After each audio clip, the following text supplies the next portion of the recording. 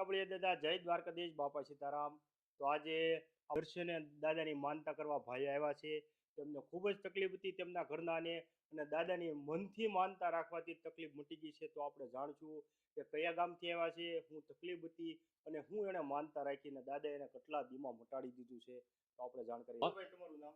મારું નામ અમૃતલાલ ભીખાભાઈ ચૌહાણ અને કયું ગામ? મારું ગામ વરલ અને હાલ ભાવનગર।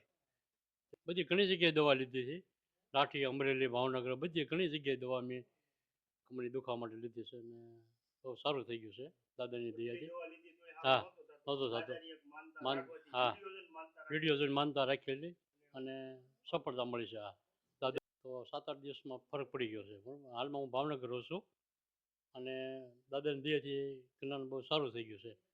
હું અને આ દાદાનું સરનામું તમને ક્યાંથી મળ્યું? મેં આપણા વિડીયોમાં જોઈને, યુટ્યુબ વિડીયોમાં જોઈને અમે સરનામું મેળવ્યું। પછી અહીંયા કનાડ ગામે આવ્યા છીએ અમે, શિહોર તાલુકાનું ગામ કનાડ, ખારી પડ્યા કનાડ ગામમાં। અને દાદાની દયાથી જય કાકા, જય કાકા બળિયા જય દાદા, કાળભૈરવ જય કાળ ભૈરવ દાદા।